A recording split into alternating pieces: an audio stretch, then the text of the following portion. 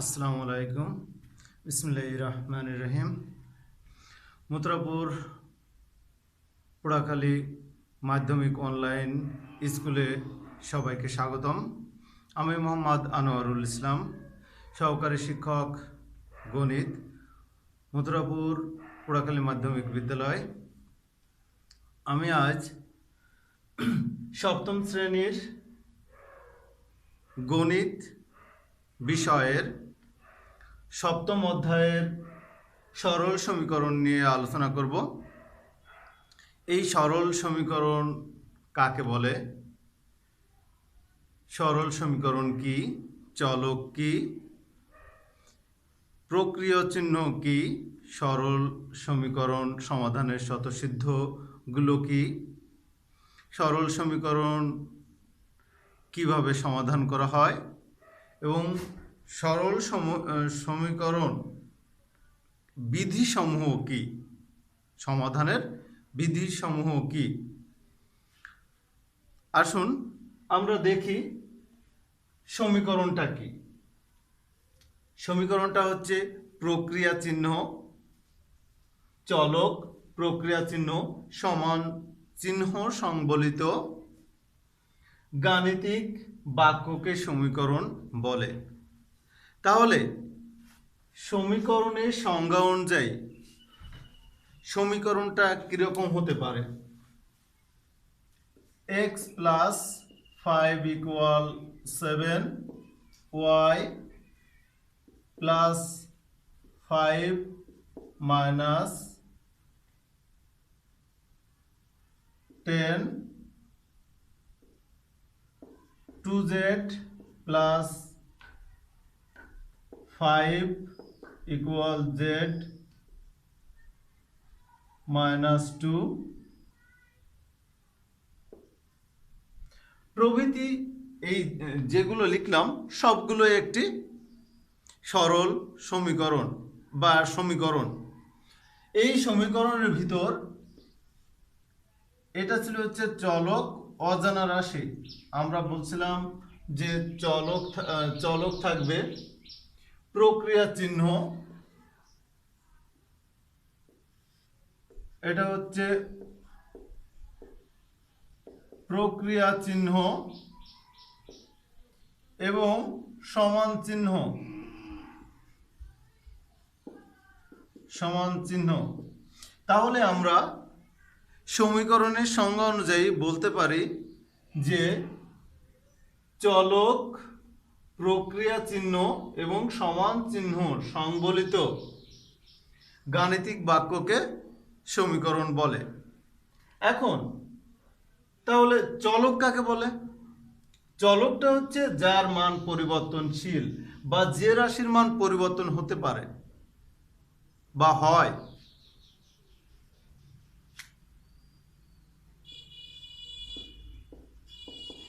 তাকে চলক বলে। যেরকমটা চেয়ার একটি চলক, কারণ চেয়ার ছোট হতে পারে, বড় হতে পারে, অর্থাৎ চেয়ারের কোনো নির্দিষ্ট আকার নেই, এই জন্য চেয়ার হচ্ছে চলক। টেবিল একইভাবে ছোট টেবিলও হতে পারে, বড় টেবিলও হতে পারে, সেক্ষেত্রে টেবিলটাও চলক। প্রকৃতি, আমাদের এই সুন্দর প্রকৃতিটা কখনো মেঘ, কখনো রোদ্দুর, কখনো বৃষ্টি, কখনো ঝড়, এইভাবেই পরিবর্তনশীল। এই জন্য আমাদের এই প্রকৃতিটাও হচ্ছে চলক। মানুষটা সবচেয়ে বড় পরিবর্তনশীল চলক, কারণ মানুষ সবসময় পরিবর্তনশীল। সুখ দুঃখ হাসি কান্নার মধ্য দিয়েই মানুষের জীবন। ঘর ছোট ঘর হতে পারে, বড় ঘর হতে পারে, মাঝারি ঘর হতে পারে, ঘর বিভিন্ন রকমের হতে পারে, এই জন্য চলক সবই। ওজন বিভিন্ন রকম হতে পারে, 1 মণ, 2 মণ, 5 কেজি, 10 কেজি, বিভিন্ন ধরনের হয়ে থাকে। সময়ের পরিবর্তনশীল। এই প্রভৃতি হচ্ছে পরিবর্তনশীল, এই জন্য আমরা এটাকে হচ্ছে চলক বলে থাকি। এখন বাকিটা ছিল কি প্রক্রিয়া চিহ্ন। প্রক্রিয়া চিহ্ন কোনগুলো? প্রক্রিয়া চিহ্ন হচ্ছে আমরা পূর্বের ক্লাসে জেনে আসছি যে প্রক্রিয়া চিহ্ন হচ্ছে 4টি: যোগ, বিয়োগ, গুণ, ভাগ। যোগ, বিয়োগ, গুণ, ভাগ। এখন সমীকরণের ভিতরে অনেকগুলো সমীকরণ আছে, যেরকমটা একঘাতিক সমীকরণ, দ্বিঘাতিক সমীকরণ, তিনঘাতিক সমীকরণ, চারঘাতিক সমীকরণ। এক্ষেত্রে আমরা সপ্তম শ্রেণীতে সরল সমীকরণ সম্পর্কে আলোচনা করব। এর পরের ক্লাসগুলো বা উপরের ক্লাসগুলোতে দ্বিঘাতিক, ত্রিঘাতিক সমীকরণ নিয়ে আলোচনা করা হয়েছে। আমরা আজকে শুধুমাত্র একঘাতিক সমীকরণ নিয়ে আলোচনা করব বা সরল সমীকরণ নিয়ে আলোচনা করব। সরল সমীকরণটা কি? চলকের একঘাত বিশিষ্ট সমীকরণকে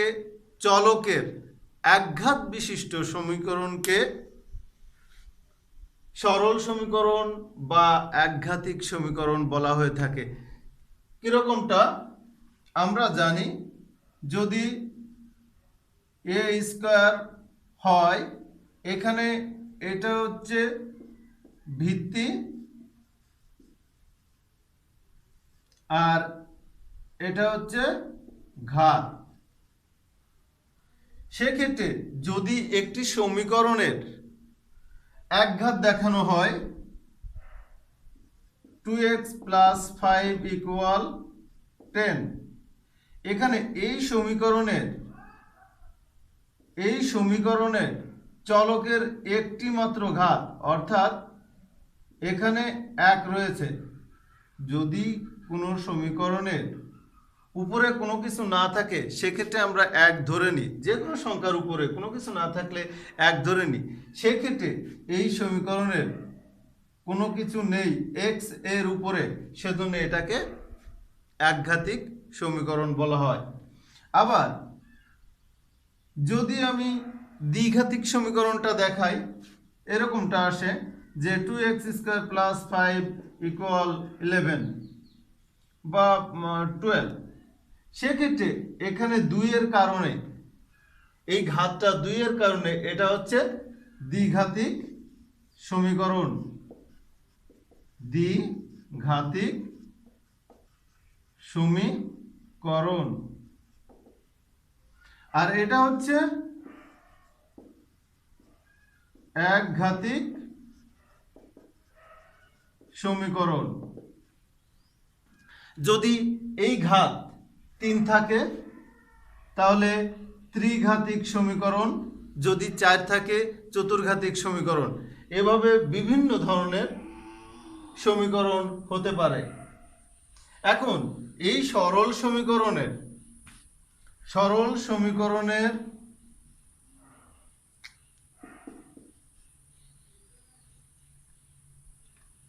সমীকরণের ক্ষেত্রে এক বা একাধিক চলক হতে পারে। সেই এক বা একাধিক চলকটা কিরকম আমরা এখন দেখি। যদি এখানে 2x + 5 = 8,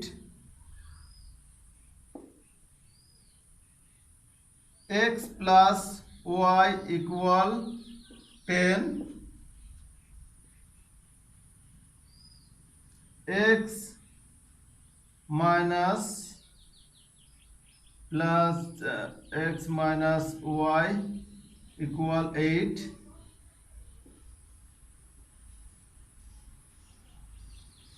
তাহলে এখানে শুধুমাত্র দেখছি যে x একটি চলক আর দুইটা এখানে সহগ।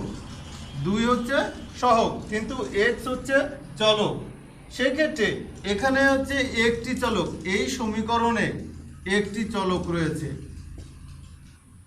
এক চলক বিশিষ্ট। আর এখানে দুইটা চলক, একটা 2 চলক বিশিষ্ট সমীকরণ। এটাও হচ্ছে 2 চলক বিশিষ্ট সমীকরণ। দুই চলক বিশিষ্ট সমীকরণ। এই এক চলক বিশিষ্ট বা দুই চলক বিশিষ্ট সমীকরণ নিয়ে আমাদের এই অধ্যায়ে আলোচনা করা হয়েছে।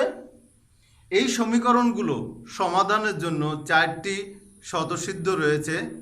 এই স্বতঃসিদ্ধগুলো কি কি? পরস্পর সমান রাশির প্রত্যেকটির সাথে একই রাশি যোগ করলে যোগফলগুলো পরস্পর সমান হয়। পরস্পর সমান রাশির প্রত্যেকটির সাথে একই রাশি যোগ করলে যোগফলগুলো পরস্পর সমান হয়। এ হচ্ছে প্রথম স্বতঃসিদ্ধ। এছাড়াও আরো 3টে স্বতঃসিদ্ধ রয়েছে।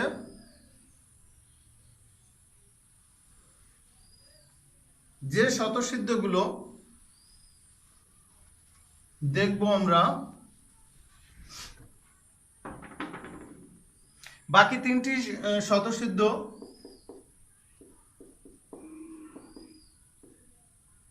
পরস্পর সমান রাশির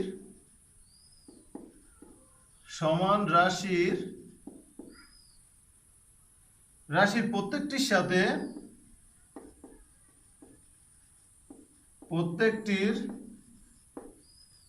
সাথে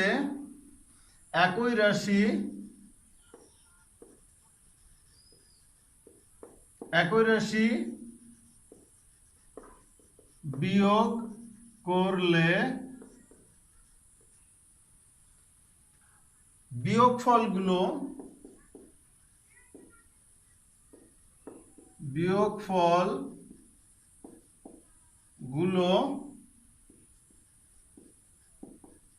পরস্পর সমান হবে। আমাদের দ্বিতীয় স্বতঃসিদ্ধ ছিল হচ্ছে পরস্পর সমান রাশির প্রত্যেকটির সাথে একই রাশি বিয়োগ করলে বিয়োগফলগুলো পরস্পর সমান হবে। আবার যদি আমরা তৃতীয় স্বতঃসিদ্ধটা দেখি, যে পরস্পর সমান রাশির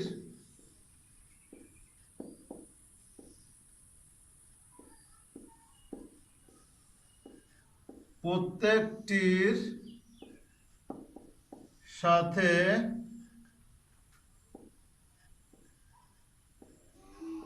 একই রাশি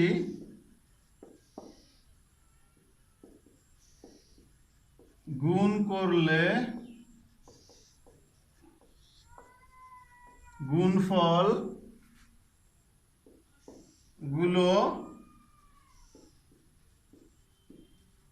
পরস্পর সমান হবে। তাহলে আমরা বলতে পারছি পরস্পর সমান রাশির প্রত্যেকটির সাথে একই রাশির গুণ করলে গুণফলগুলো পরস্পর সমান হবে। আর চতুর্থ সিদ্ধটা হচ্ছে পরস্পর সমান রাশির প্রত্যেকটির সাথে একই রাশি গুণ করলে গুণ নয়, এখানে হবে হচ্ছে ভাগ করলে ভাগফলগুলো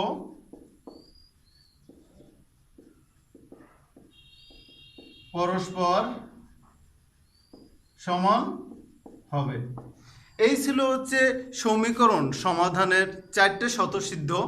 এই 4টে স্বতঃসিদ্ধর দিয়েই হচ্ছে আমাদের সমীকরণগুলো প্রমাণ করতে হয় বা সমাধান করতে হয়। সমীকরণগুলোর সমাধান করা হয়।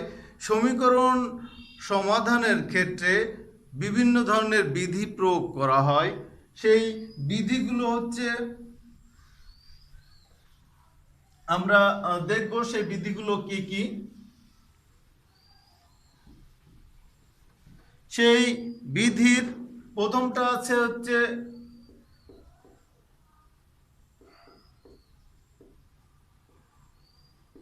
পক্ষান্তর বিধি।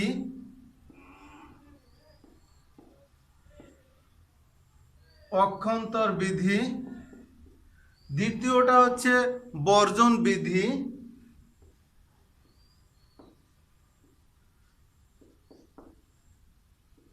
বর্জন বিধি।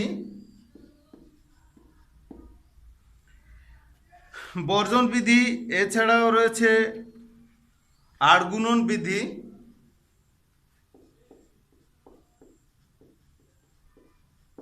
আর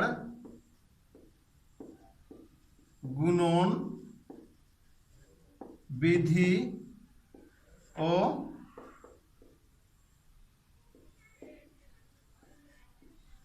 প্রতিসাম্য বিধি।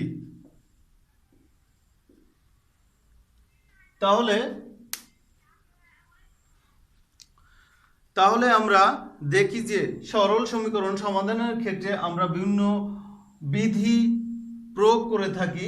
সেই বিধিগুলো কি কি? পক্ষান্তর বিধি, বর্জন বিধি, আড়গুণন বিধি এবং প্রতিসাম্য বিধি।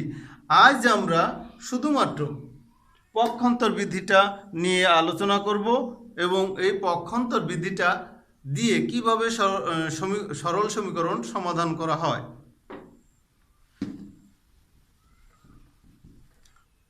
আজকে দেখাবো শুধুমাত্র হচ্ছে পক্ষান্তর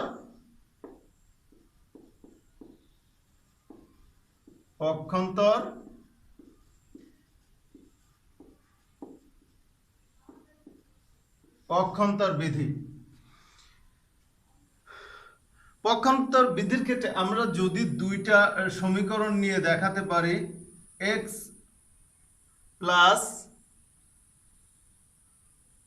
minus 10 equal 11,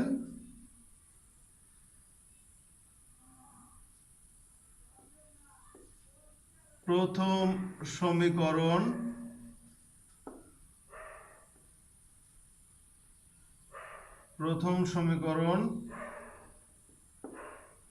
আর একটা হচ্ছে দ্বিতীয় সমীকরণ।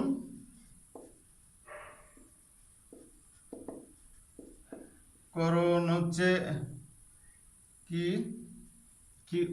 y plus 5 equal 8। এখন আমরা এর পরবর্তী ধাপ কিরকমটা হবে? পরবর্তী ধাপটা হচ্ছে এরকমটা যে x minus 10 plus 10 equal 11 plus 10। তাহলে আমাদের স্বতঃসিদ্ধ একটা ছিল কি, যে পরস্পর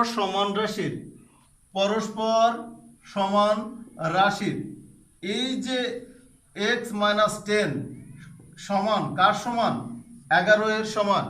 এই সমান চিহ্ন দেওয়ার উদ্দেশ্যটাই একটা, এই দুই পাশের রাশি হচ্ছে সমান, সেই জন্য। আর আমরা এখানে যে প্রথম স্বতঃসিদ্ধটা প্রয়োগ করেছি, যেটা ছিল হচ্ছে পরস্পর সমান রাশির প্রত্যেকটির সাথে একই রাশি যদি যোগ করা হয়, আমি এখানে 10 যোগ করেছি, উভয় পাশে যদি সমান করা হয় তাহলে সমানভাবে যোগ করা হয় তাহলে যোগফল পরস্পর সমান হবে। এর পরবর্তী ধাপটা কি হবে? এটা ছিল হচ্ছে পরবর্তী ধাপ। এর পরবর্তী ধাপটা হচ্ছে x equal 11 and 10 21। তাহলে আমরা কিভাবে পেলাম? প্রথম সমীকরণ থেকে আমরা দেখলাম যে পক্ষান্তর বিধির ক্ষেত্রে আমরা স্বতঃসিদ্ধ 1 প্রয়োগ করেছি। যেটা হচ্ছে পরস্পর সমান রাশির প্রত্যেকটির সাথে একই রাশি যোগ করলে যোগফলগুলো পরস্পর সমান হবে। এখন আমরা যদি দ্বিতীয় স্বতঃসিদ্ধটা দ্বিতীয় সমীকরণের ক্ষেত্রে প্রয়োগ করি তাহলে কিরকমটা আসে? পরবর্তী ধাপটা এরকম, এক্স প্লাস 5 মাইনাস 5 8 মাইনাস 5। আমাদের দ্বিতীয় স্বতঃসিদ্ধ ছিল পরস্পর প্রত্যেক রাশির সাথে যদি একই রাশি বিয়োগ করা হয় তাহলে বিয়োগফল পরস্পর সমান হবে, বিয়োগফলগুলো পরস্পর সমান হবে। সেক্ষেত্রে পরবর্তী ধাপটা কীরকম, যে এক্স প্লাস 5 মাইনাস 5 বাদ যায়, সেক্ষেত্রে 8 মাইনাস 5 অনলি 3।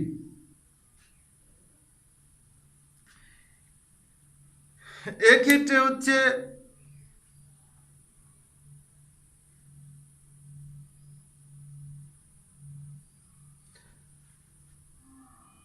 এই প্রথম সমীকরণের ক্ষেত্রে যেটা হচ্ছে +10 এর চিহ্ন পরিবর্তিত হয়ে ওই -10 এর চিহ্ন পরিবর্তিত হয়ে +10 হয়েছে, আর -5 +5 পরিবর্তিত হয়ে -5 হয়েছে। এছাড়া এ ধরনের একটা যদি সমাধান আমরা দেখাই যে x plus 3 equal 9,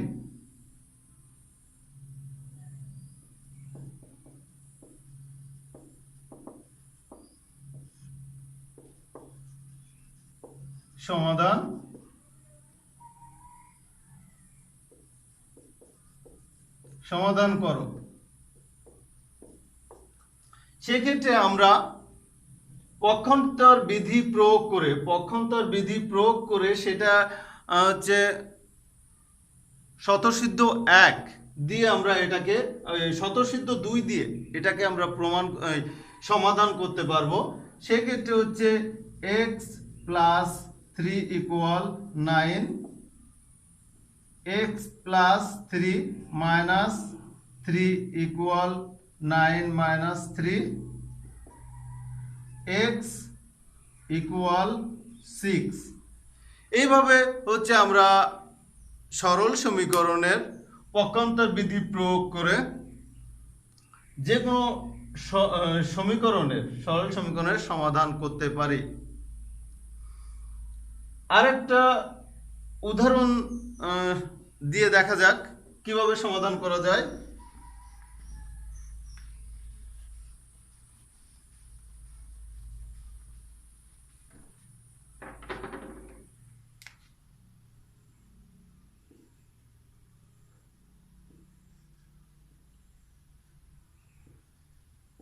four x plus 3x equal